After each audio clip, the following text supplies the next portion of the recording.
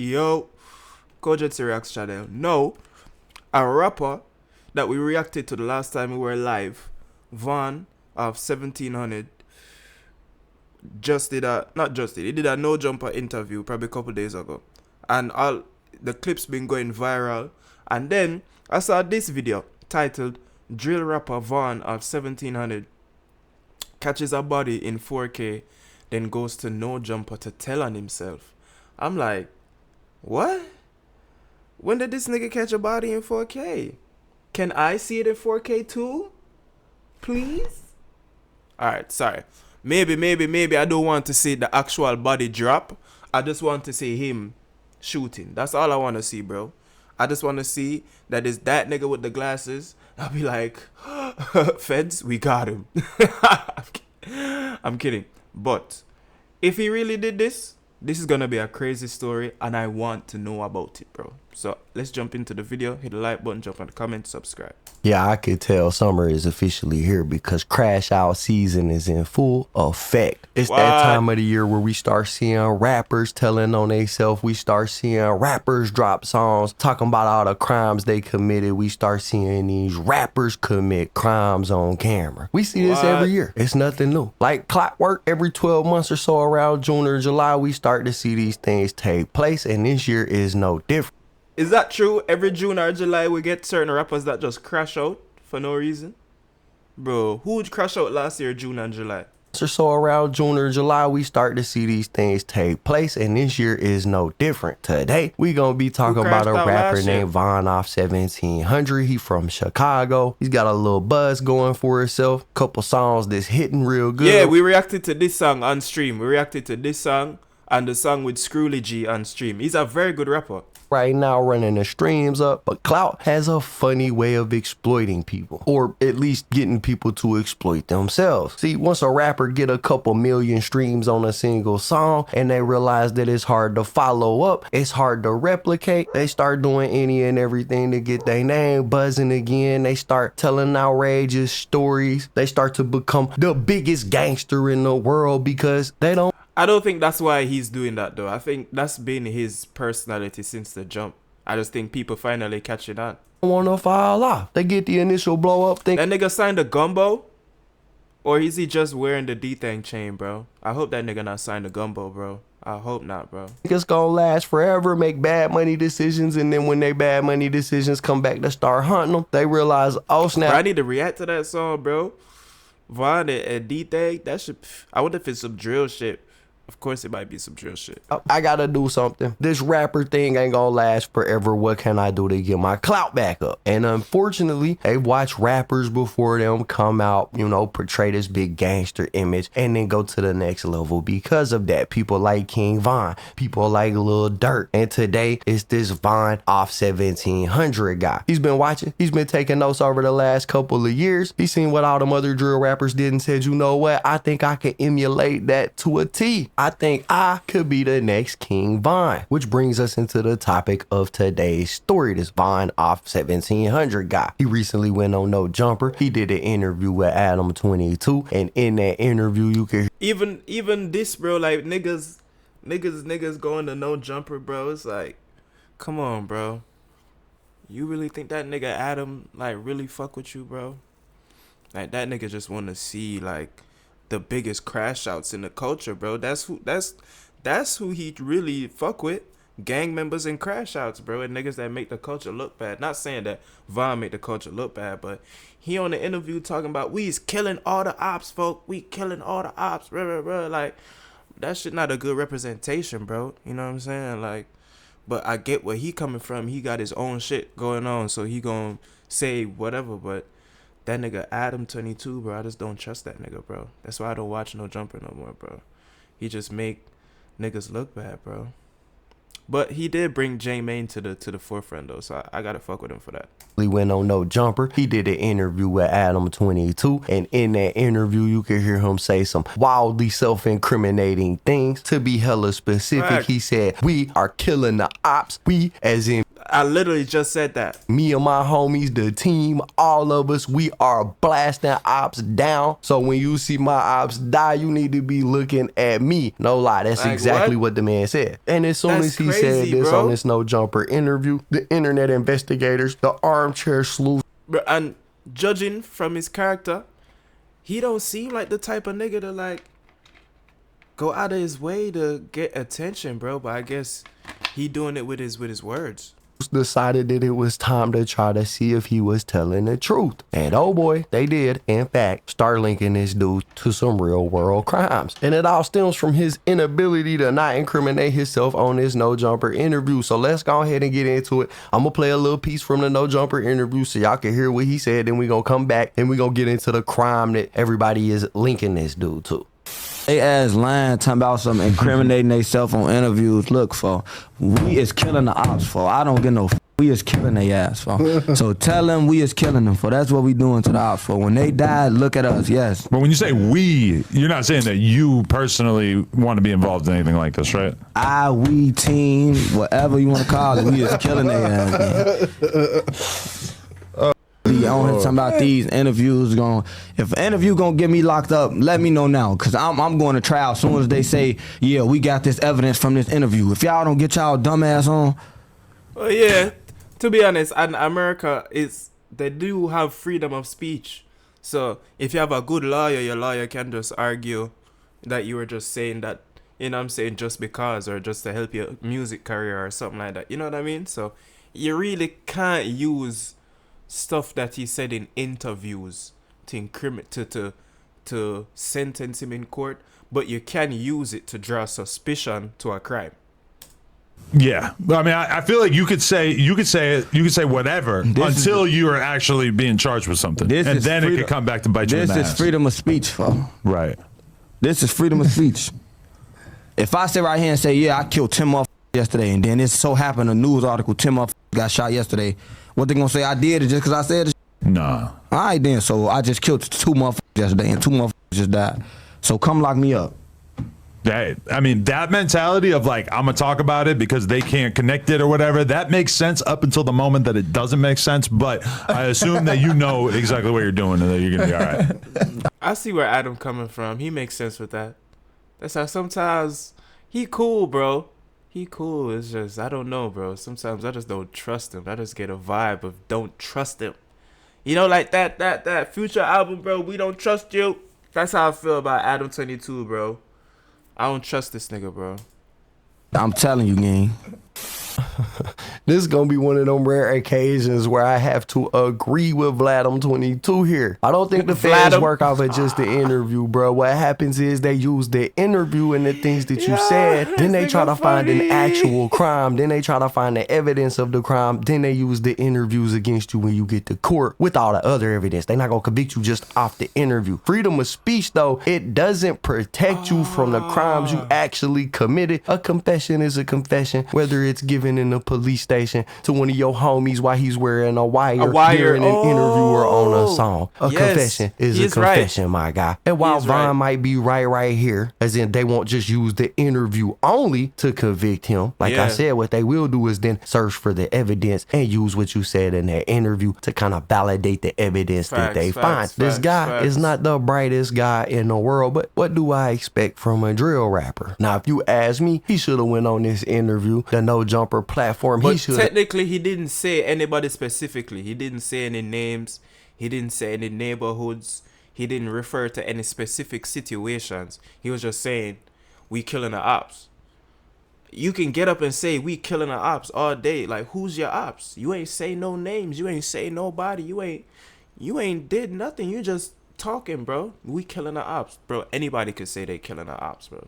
So I get what he's saying, but like, niggas start to connect them to actual killings of the ops, and I need to see it. They've been excited to debut some new music, to promote some new singles, to talk about his career. But I'm getting the vibe that this dude is too caught up and trying to portray himself as being hard. He is putting in overtime trying to come off as like this super thorough gangster, and it just comes off as cheesy. Instead of promoting your music, instead of promoting yourself, you want to get on. As if that's the only interview that you watch, then maybe. But I watch other interviews with him. He mad cool in other interviews. He talking about just growing up, playing the game.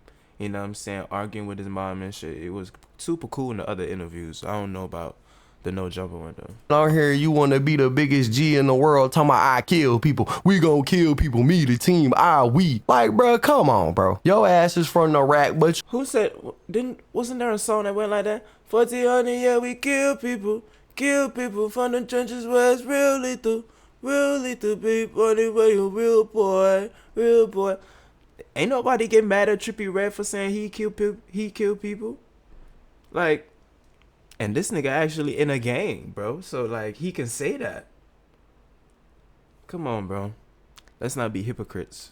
you look like Arthur. Now, I'm heavy on the skepticism when it comes to this guy. He gives me try hard vibes, but that doesn't mean he ain't been involved in some real life stuff before. So after this interview dropped on No Jumper, everybody started looking around. They started saying, well, he said he killing the ops. What ops did he have? Did he actually do it? And they actually came across something. So there was a crime committed back in 2023, a murder on July 26th at around 4:45 in the afternoon, when this guy named Anton Bennett was identified as the victim of a deadly shooting that took place at a gas station. Chicago police got a shot spotter alert that reported 21 rounds being fired off at the Shell gas station. And when they got there, they found this guy laid out on the ground dead. Now, when they started digging, they actually found some surveillance video from several different angles that captured the entire incident and got pretty clear pictures of the people who did it. 6 and Citywide, we're getting multiple shots. Spotter 8653. The people who did it. 6 and Citywide, we're getting multiple shots. Spotter 8653 South State, 8653 South State. We're getting 21 rounds, high capacity on the street. Nothing further, zone 8, District 6 clear. 3-4, can you start rolling on that shot spotter, please? We're getting tickets, person shots. Stand by on that. 622, Bonafide. We're at the Shell gas station. 613, we got rifle rounds over here. That's too much terminology for me, Challenger. At first they run him over at pump 1, they drag him over, and then they shoot at him and flee eastbound on 87. They drag him over? I don't have a DOB yet. He looks about, roughly about 25 years of age.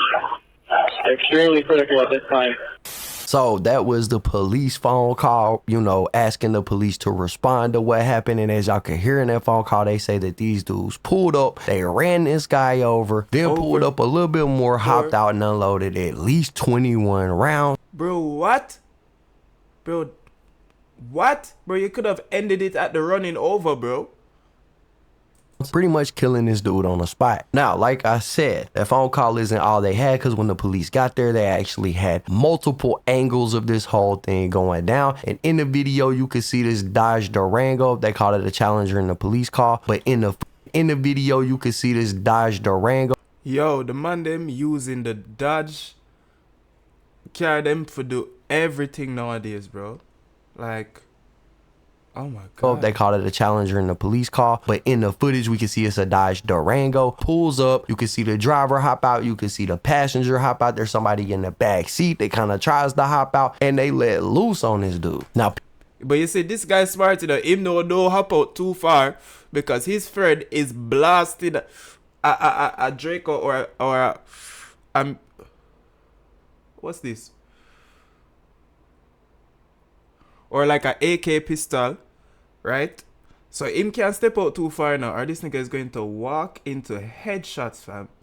Look at this gun blasting beside his head. Out there, somebody in the him back. Deaf, you know. Him deaf. He is deaf. Back seat, they kind of tries to hop out, and they let loose on this dude. Now people are saying, God. The guy that jumped out the driver's side, look at the recoil in his hand, bro. On this dude. Look. Now people are saying the guy that jumped out the driver's side looks. The motherfucker step box here. Let loose on this dude. Now people are saying the guy that jumped out the driver's side looks, you know, awfully familiar. He looks very similar. Oh. Oh my gosh. I thought this was a cap. This is glasses. Oh my God. Out the driver's side looks, awfully familiar. He looks very. Why he walked down like that? I've seen that in a music video before. That jumped out the driver's side looks, awfully familiar. He looks very similar to this Von off 1700 guy. And I ain't gonna lie, when I'm looking at the footage, it does look like him. Now, granted, he has on the shiesty mask. He's really covered up, so it's hard to tell. Everybody pretty much look the same when they put them shiesty masks on. But it isn't just the shiesty mask. There's more to go with this that kind of acts as evidence that this might be Von off 1700, because he actually posted a picture on Instagram wearing this exact same. Yeah, that's one thing these drillers love to do, bro. Take pics in the clothes that they did drills in, bro. And I don't understand why. I can never understand why they do this. He actually posted a picture. Look, bro. Look. This is literally the fucking face. And probably the same fucking gun. Oh my God. Bro, like, tell me you want to go to jail without telling me you want to go to jail, please. Tell me you're trying to get locked up without telling me you're trying to get locked up. Picture on Instagram wearing this exact same outfit. I swear to God, you can't make this stuff up. But this incident actually did end up making it to the news. And the news offered a few more clues and things like that. So I'm gonna go ahead and play out a little news clip so y'all can. Nah, I ain't gonna lie, this Dodge Durango is tough though. I ain't gonna lie, this Dodge Durango is tough. Let's see what I'm talking about. Well, listen, Karen, the victim is 31-year-old Anton Benoit. He is from Chatham. He grew up in a very close family. He is one of 7 children. Damn. Family members say they hope that the surveillance video released today by police will help catch Benoit's killers. A small memorial left by Anton Benoit's family remains on the sidewalk outside the Shell gas station where the 31-year-old was killed a few days ago. Surveillance video from several different angles captures Benoit's brazen killers getting out of their black Dodge Durango and opening fire. I know somebody know who somebody is, and I mean, if we knew something, we'll say something, and we love everybody, so just try to help my brother. Benoit's relatives, who did not want their faces shown, are asking for the public's help in finding the men who killed Anton at the Shell on the corner of 86th and South State. He apparently was pulled up at pump number 1 when the men opened fire around 4:10 on a Wednesday afternoon. He loved helping people, he loved laughing, he loved smiling. Family members say Benoit was excited to begin a new job at FedEx after spending a few years in and out of prison. He looked forward to building his own family. He looked forward to changing his life around. He was changing his life around. He was doing a really good job. Now, rest in peace to that guy, but I gotta say, I always find it curious how when these things happen, somebody gets taken out like this, the family is always talking about, oh, he was a good person, he was on the right path, he ain't doing nothing to know. You know the family always gonna say that, bro. They always gonna say that, bro. They're not gonna get on TV talk about, well, I knew he was out in the streets, but sometimes they do. But most of the time, they gonna keep it, cordial. And I always think to myself, like, bruh, you're not getting ran down like this for no reason. Like, you had to have done something to make them people that mad, But I digress. Condolences to his family. I'm sure this was a tough time for them for sure. But anyways, when you look at the footage, you see the dude jump out the driver's side. You can see this outfit he's wearing. He does look vaguely similar to Von off 1700. And Von even posted a picture on Instagram basically wearing this exact same outfit. So that led to people saying, this was him. This was his hit. And to add even more credence to that, in that No Jumper interview, Von off 1700 actually mentioned a Dodge Durango. Y'all listen to this clip right here. We used to be outside. We used to be stealing cars and shit. And there's another motherfuckers who steal cars and shit. Okay. And we used to be outside with them on some stealing shit. So were you ever a Kia boy?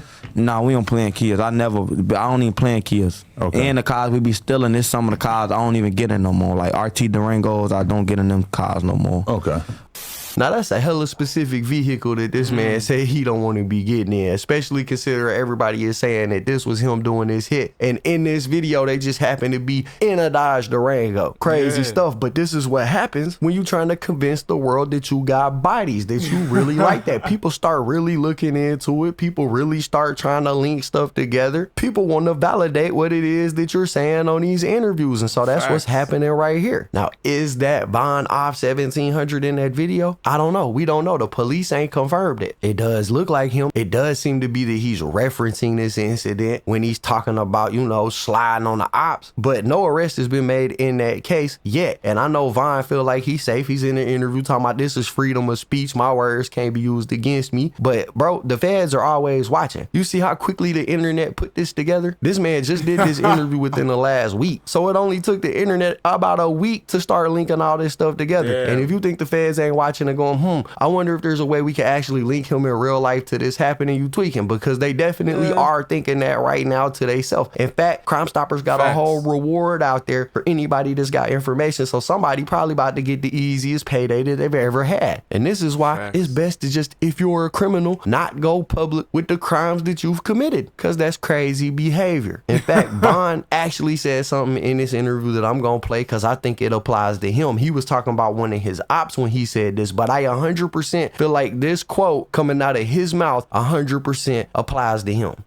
Like, it's like he wanted to throw his life away. He be tweaking. I think he be letting his homies make him crash out. Yeah, bro. So there you have it. That's basically it for the. He was talking about Lil Zay Osama getting caught in New York with a switch. Oh damn, my camera cut out, bro. Damn, bro. That's, oh my god, that's so, oh boy. Alright, the video done anyway. Y'all saw my reaction to most of the shit. The nigga was doing some crazy shit, bro. I ain't gonna lie, that's crazy, bro. I hope that he get away with, well, allegedly. Let's just end the video, bro. This shit crazy, bro. I'm out of here, bro.